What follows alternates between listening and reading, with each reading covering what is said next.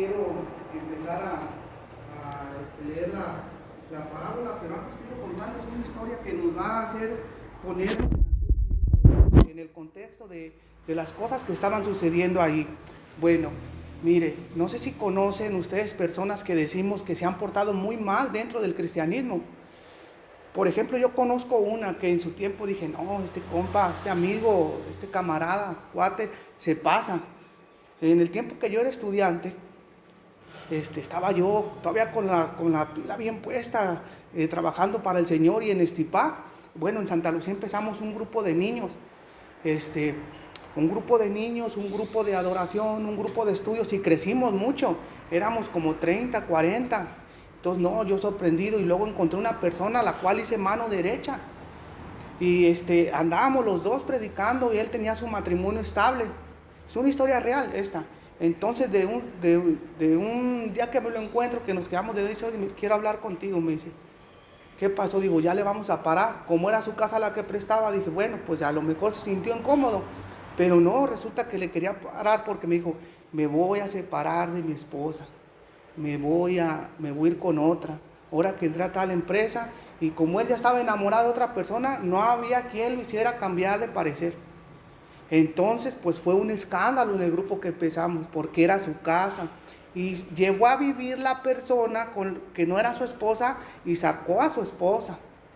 Entonces todos se enteraron, todos supieron, hubo reclamos, fue feo el asunto. Entonces, yo mucho tiempo duré con él, dije, no, lo usaba yo de referencia para todo lo malo. Si yo quería hacer una referencia de alguien que se había portado mal, decía, como fulano de tal, y les contaba la historia. Y miren, hizo esto y esto. El grupo que tenía, ya nomás quedaron un grupito de ciertas personas que lograron entender. Todos los demás, ya no. Entonces, nosotros como creyentes, como cristianos, como iglesia contemporánea, hacemos ciertos perfiles. Yo a ese perfil que él tiene, yo le puedo decir, es un cristiano, en el mejor de los casos, un cristiano mal, está equivocado, es un cristiano mal, pues, y ya yéndonos, pues es un cristiano malo.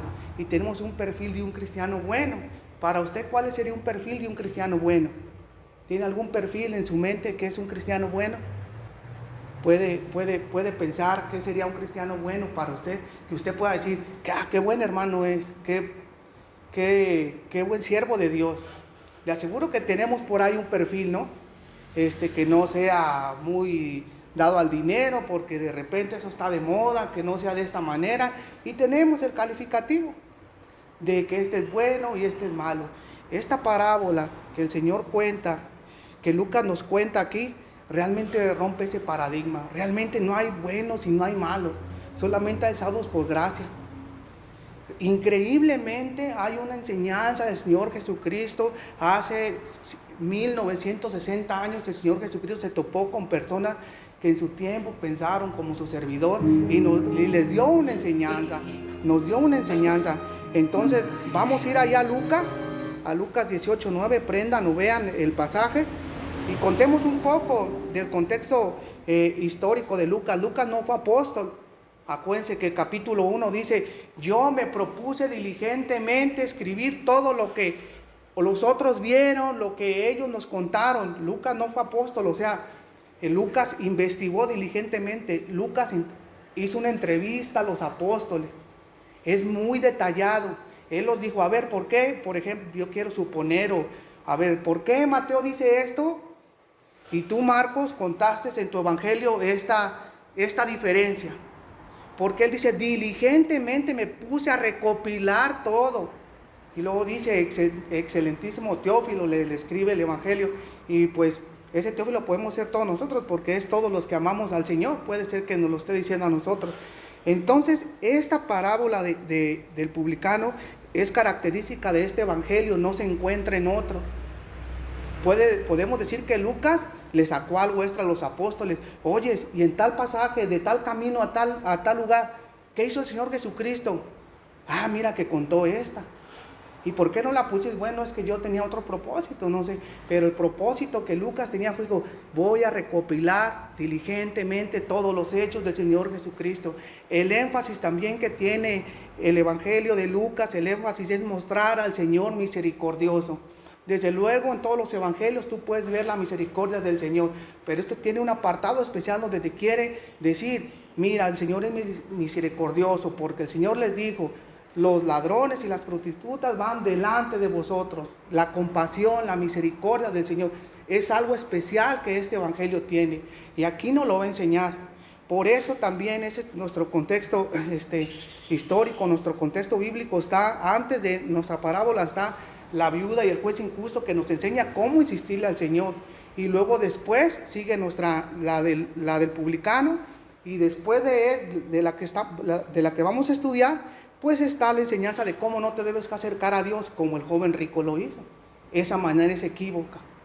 Entonces vamos a leer y vamos a ir haciendo notar ciertos datos. ¿Me ayudan a leer o...? A ver, adelante, alguien que me ayude a leer el 9, por favor. Algunos que confiaban en sí mismos como justos y menospreciaban a los otros, dijo también esta palabra. Mire lo que estaba pasando, vea la escena. Tal vez el Señor Jesucristo iba caminando, como lo quiere imaginar, como el concepto que usted tiene. Ahí va el Señor Jesucristo caminando, y se encontró un grupo, y el Señor en su omnisciencia se dio cuenta del mal que tenían, el mal de su corazón. ¿Cuál era el mal que tenían en su corazón? Confiaban en sí mismos. Entonces el Señor, así como al que necesitaba caminar, lo hizo caminar, al que necesitaba comer, le dio de comer. A estos necesitaban quitarles esa cosa de su corazón. ¿Qué cosa era de su corazón? Confiaban en sí mismos como justos.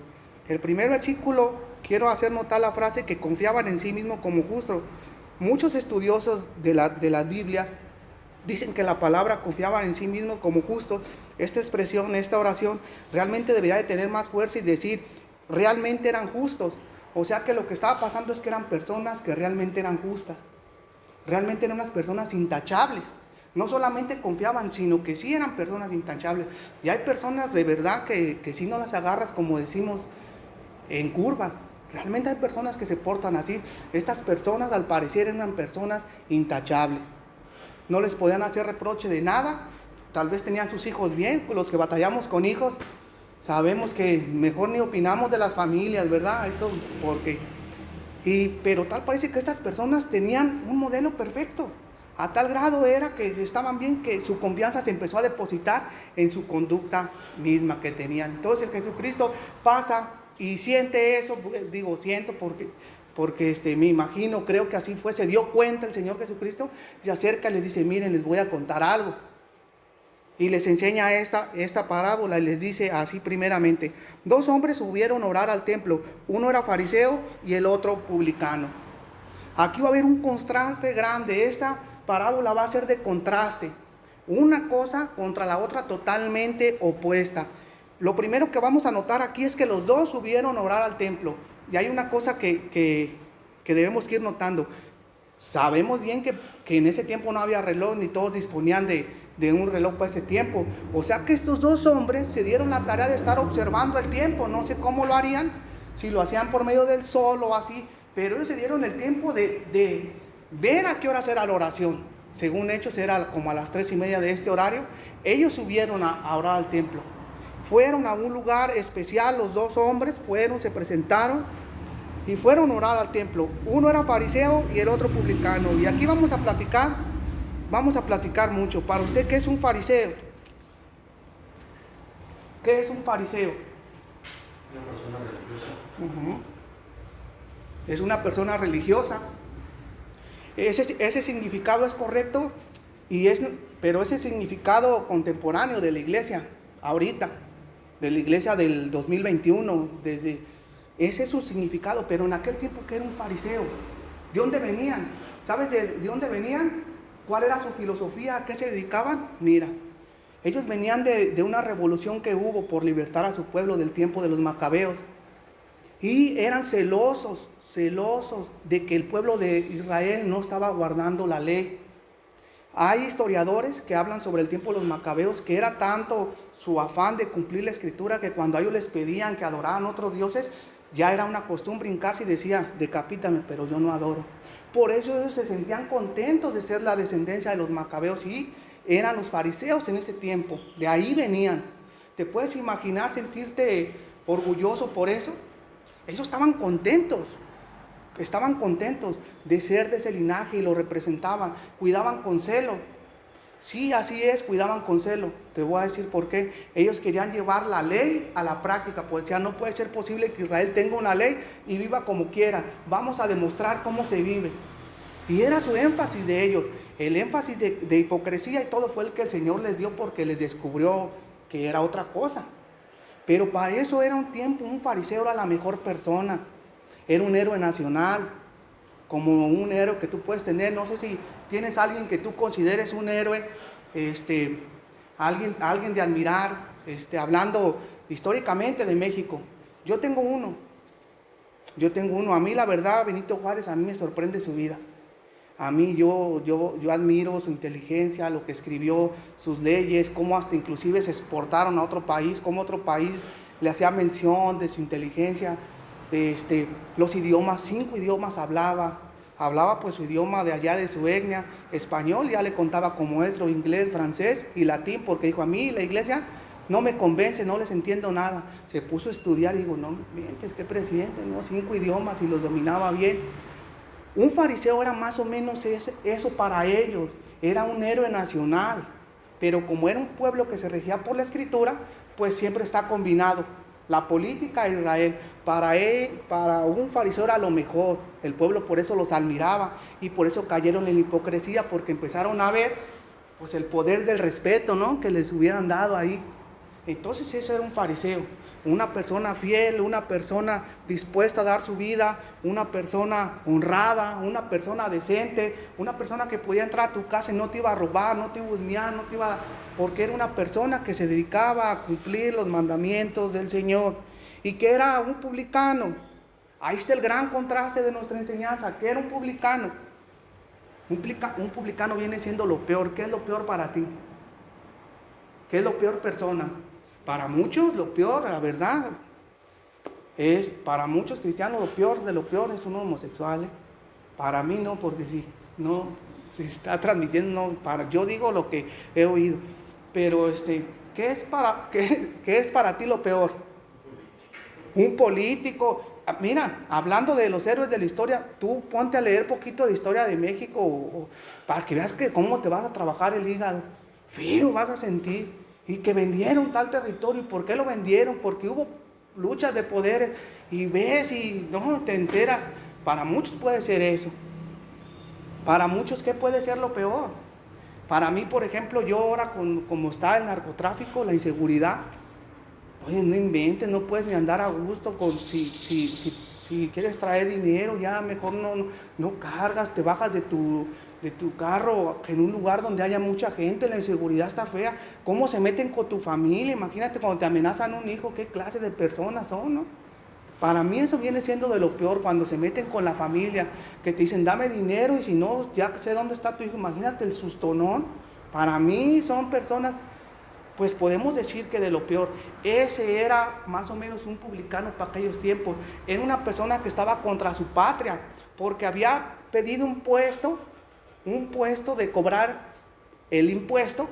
Pero ¿saben ustedes cómo se ganaba ese puesto? No crea que había una cita de trabajo para checar los estudios y ver.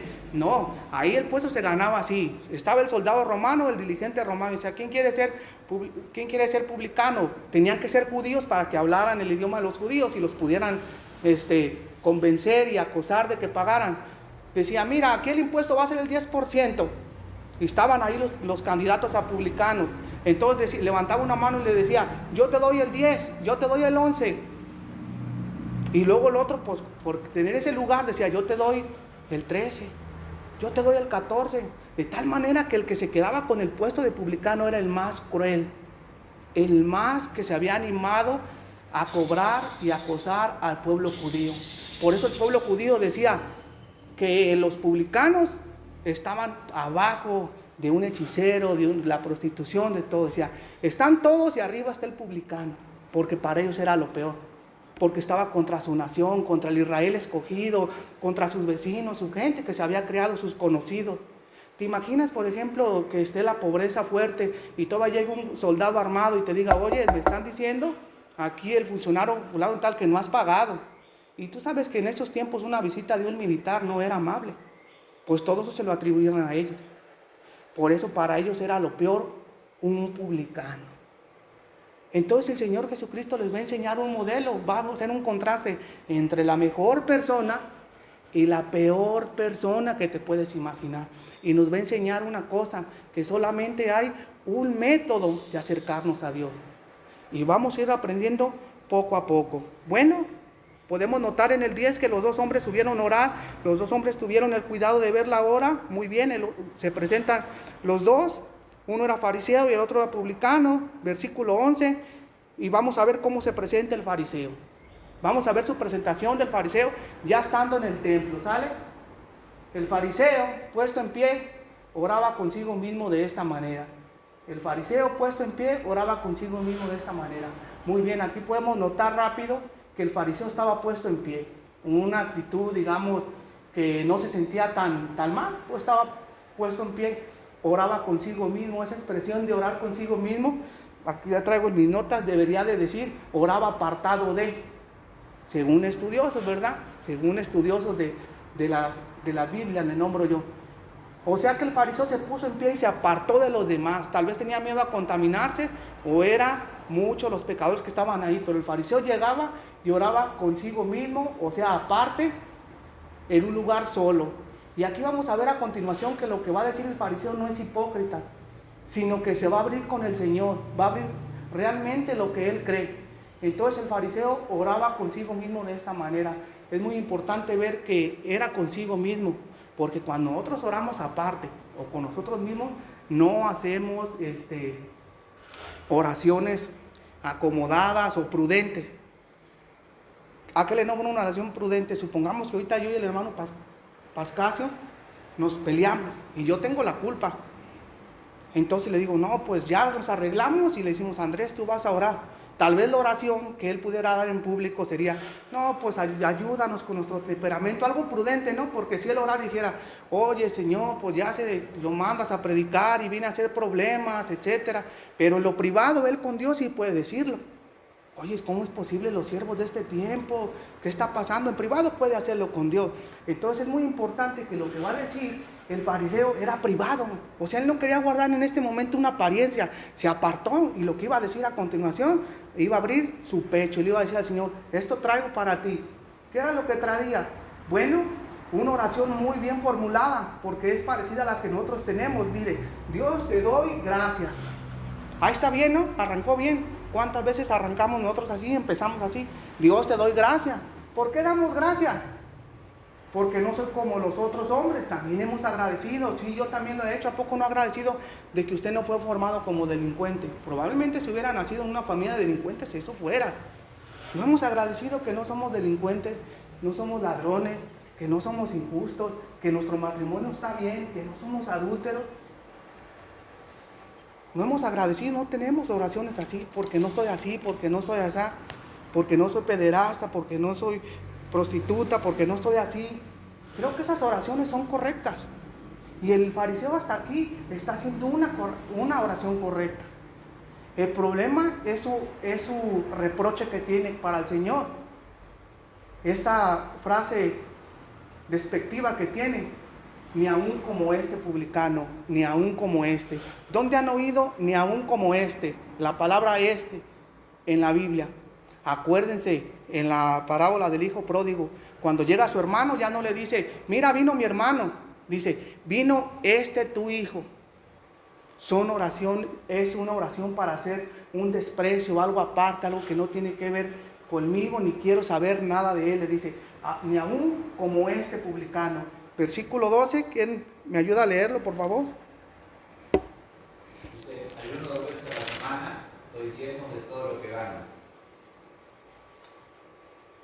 Miren, dice un escritor por ahí que ni aún el cristiano más espiritual, los que él ha conocido, puede llegarle al perfil de un fariseo. Fíjese aquí los dos sacrificios que hace. Hace un sacrificio de cuerpo y hace un sacrificio económico. Por si no fuera poco, después de decirle al Señor lo que no es, después le dice que Él ayuna 2 veces a la semana. ¿La Biblia qué decía del ayuno? La Biblia solamente decía que tú podías ayunar una vez por año, en una ocasión especial, en una fiesta especial, o cuando tuvieras de luto, pero pues en sí la orden que tienes es orar en una fiesta especial una vez, pero a él le quedó corta la ley. ¿Qué hizo? 2 veces por semana. ¿Te puedes imaginar lo que es el ayuno como ellos lo hacían? Un ayuno de realmente como el fariseo lo hacía, como lo hacía un fariseo, totalmente no comer, incluía el agua. ¿Ustedes han estado? No, pues sí, pero cuando hemos ido a la playa que no se soporta el calor. Ahora ese calor de ahí, todavía el calor de Medio Oriente es más fuerte y más seco. ¿Te puedes imaginar lo que un fariseo aguantaba con tal de cumplir su ayuno? Y ese estilo de vida dos veces por semana, nada de que, ay, pues hoy ayuno, hoy voy a ayunar, Señor, porque yo ayuno una vez por mes. Está bien, es válido, ¿no? Hacerlo. No, digo, yo 2 veces por semana lo hago. ¿A salud de qué? A salud no sé de qué, pero él lo hacía 2 veces por semana. ¿Te das cuenta la gran persona tan religiosa, tan bien formada que era? Sabía presentarse ante Dios, sabía agradecer lo que no había sido, no hace un agradecimiento por cosas monetarias o etcétera. Él dice por una calidad moral que él tiene. Y luego dice, y luego también me sacrifico mi cuerpo, lo someto, porque yo ayuno 2 veces a la semana. ¿Y sabes qué? No quiero ganancia yo. Doy diezmo de todo lo que gano. Ellos como fariseos estaba permitido que ya de ciertos cereales y de ciertas cosas ya no diezmaran. Pero él no, dijo, yo de todo. Es decir, a mí, si a mí me da mi sueldo como fariseo, no sé cómo le hacían ahí, pero él lo diezmaba. Y luego si en la calle o algo le daban una ofrenda de que mire, tenga un pedacito de cordero, él lo diezmaba. Y si alguien le debía dinero entre la semana y le pagaba, él lo diezmaba. ¿Te imaginas qué sacrificio, qué calidad de persona religiosa era? Porque imagínate que nos lo digan eso a nosotros en un lugar, no, pues ahí se queda solo, ¿verdad? Vas a diezmar de todo, de todo, de todo. A ver cuántas entraditas tienes, vas a donar de todo. No lo podíamos cumplir. Es fuerte, es una persona muy fuerte, muy concentrada en las cosas del Señor. Por eso, por estar familiarizados con la historia, rápido decimos, pues era una persona así. No, pero unas personas de grandes cualidades. Ahí está, ayunaba 2 veces a la semana y diezmaba de todo lo que ganaba. ¿Y a qué se dedicaba el otro? A nada. ¿El otro a qué se dedicaba? A hacer de lo peor. El otro se dedicaba a estarle robando de los diezmos, a estar robando a su pueblo, a estar maltratando de lo que... El otro era totalmente una persona opuesta. Y aquí lo vamos a ver en adelante. Pero qué gran diferencia es lo que va a hacer. ¿Saben qué va a pasar? La manera de presentarnos ante el Señor cambia todo el rumbo. Y eso es lo que quiero enseñarles. La manera como tú te presentas al Señor puede definir tu lugar en el futuro.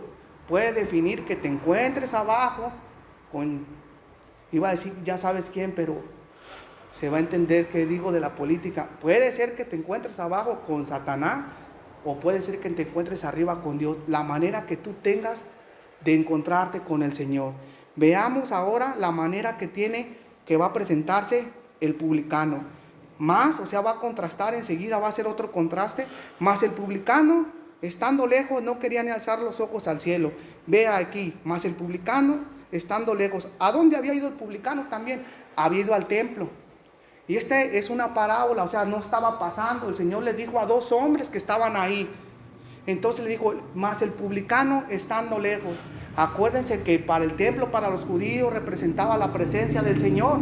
Entonces, este publicano estaba tan avergonzado y sabía lo mal que había hecho, que él a cualquier cosa sagrada se arrimó al templo, pero no se quería acercar. Estaba totalmente apenado. Sabía bien lo que había hecho con su vida. Sabía que según la ley de Moisés tenía que restituir. ¿Y saben en qué consistía la restitución? La restitución no es igual que pagar.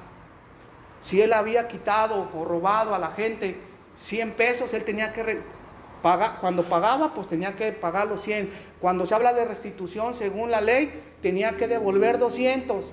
O sea, sabía que lo que había hecho ya era irremediable, que no lo iba a poder arreglar. Y eso es cuando nosotros nos encontramos con el Señor, cuando reconocemos que hemos hecho cosas irremediables.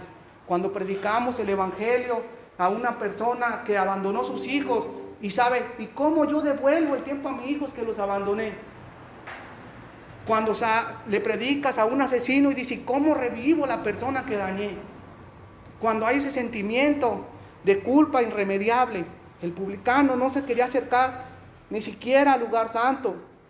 El publicano no quería ni alzar los ojos al cielo, porque recuerden que el cielo siempre ha sido sinónimo y de lugar de Dios. Nunca decimos, ay Dios mío, ayúdame, y volteamos hacia abajo, ¿verdad?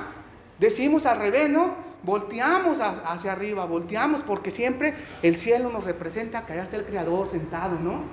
Pues no sé exactamente cómo esté, pero siempre así. El publicano no se quiso acercar al lugar de la presencia de su tiempo.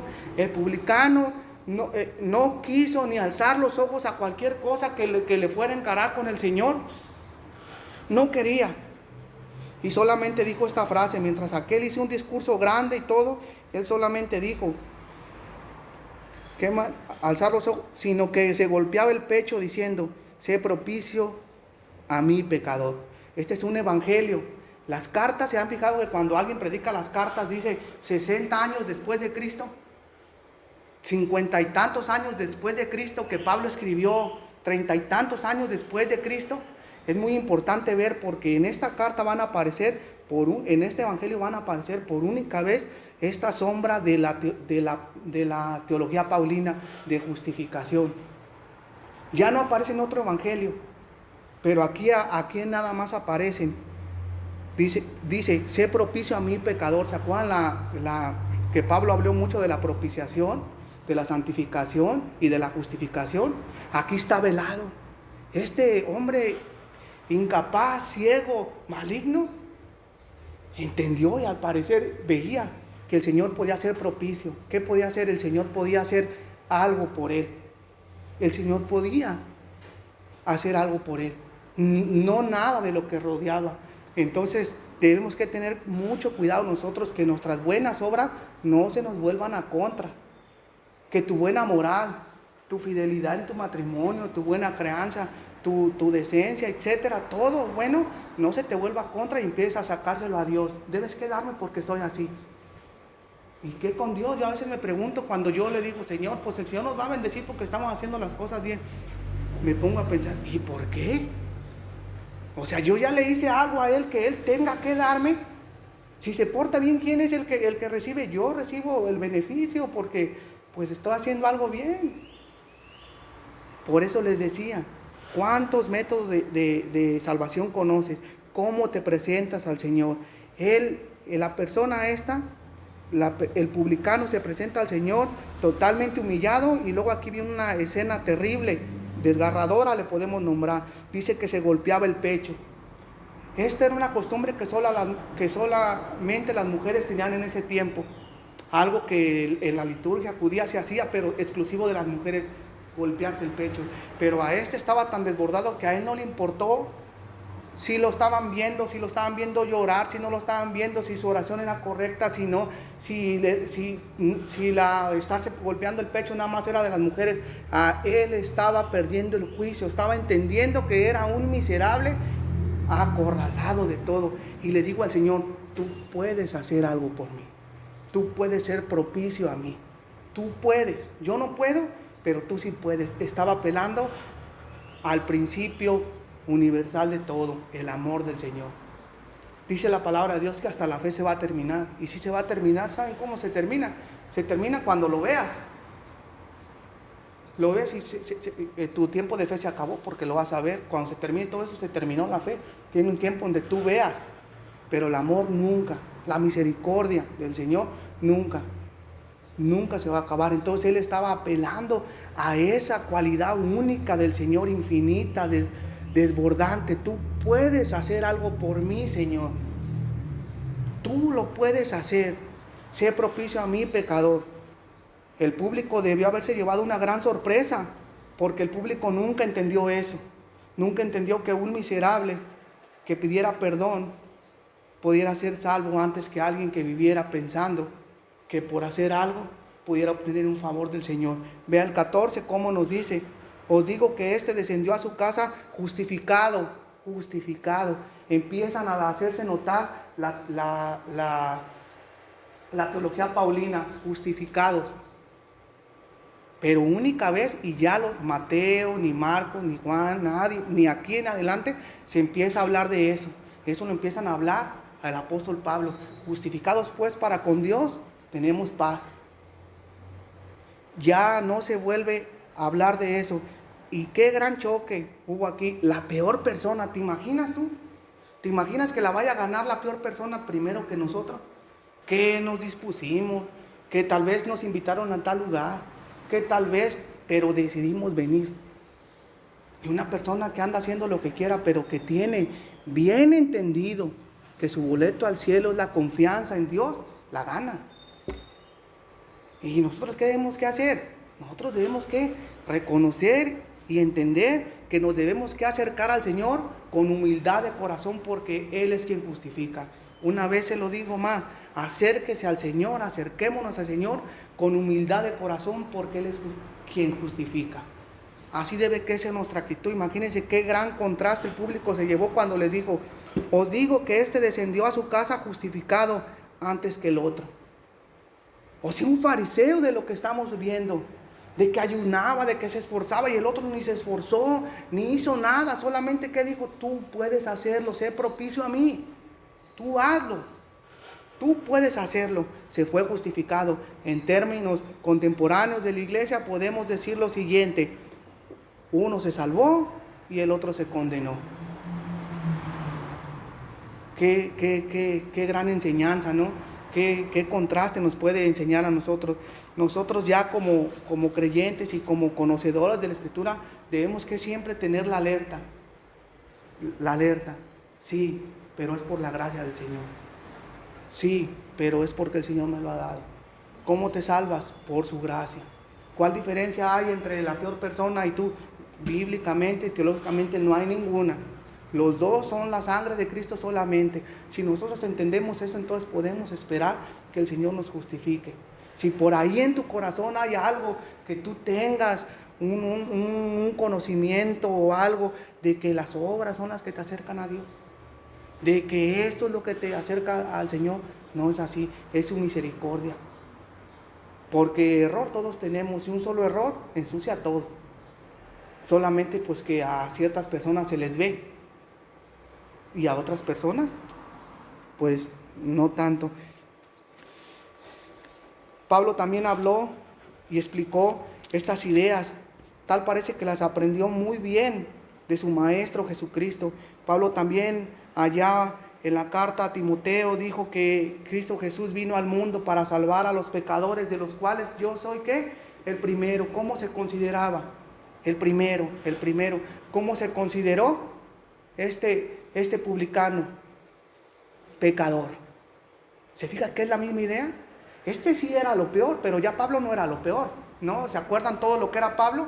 Pero él reconocía, decía: no, yo también soy el primero, yo también. ¿Se ha considerado alguna vez usted así?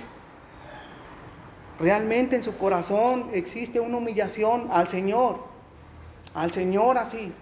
Una humillación donde usted se reconozca como el primero, el peor. No de que usted viva traumado, sintiéndose inferior, eso son otras cosas. No, estamos hablando con el Señor. Realmente tú te has presentado al Señor y decir: Señor, yo no soy digno de las cosas estas. No soy. Porque al Señor le gusta que así nos presentemos, humillados ante Él. Tengo unas preguntas que le quisiera hacer para ir terminando. La del principio. ¿Crees que hay dos métodos de acercarnos al Señor? Ya lo vimos. No, hay uno, ¿verdad?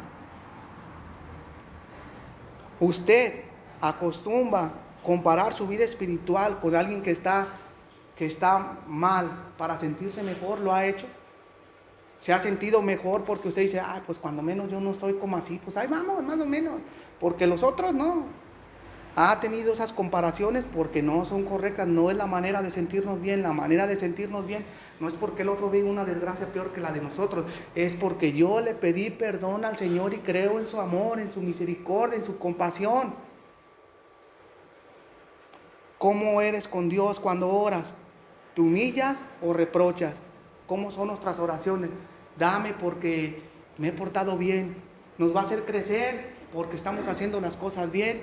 ¿O nos va a hacer crecer por su misericordia, por su amor? Porque Él nos quiere tanto y no nos quiere ver que seamos poquitos. Quiere que nos avivemos.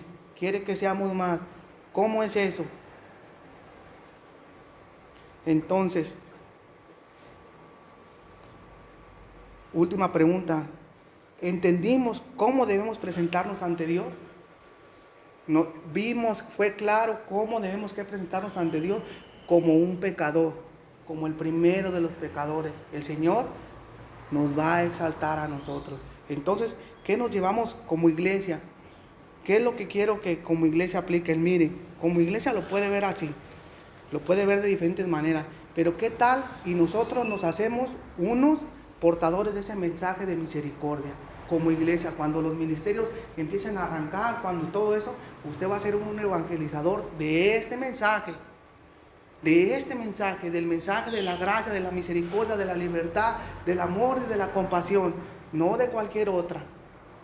Eso lo podemos hacer como iglesia, como individualmente, como cada uno de nosotros. Cómo se va a presentar en su intimidad con el Señor, en su casa, cuando ya nadie está, cuando todos están arriba dormidos, usted se baja y tiene un momento a solas, se va a humillar delante del Señor.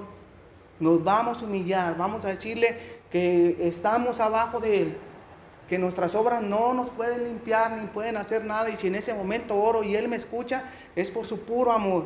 No es porque estoy haciendo oraciones correctas, no es porque nada, no es más que si es su puro amor que el Señor decidió inclinar su oído y escucharte. Eso es una manera de humillarnos, no es estarnos diciendo, ay, soy así. No, reconocer que es por el Señor.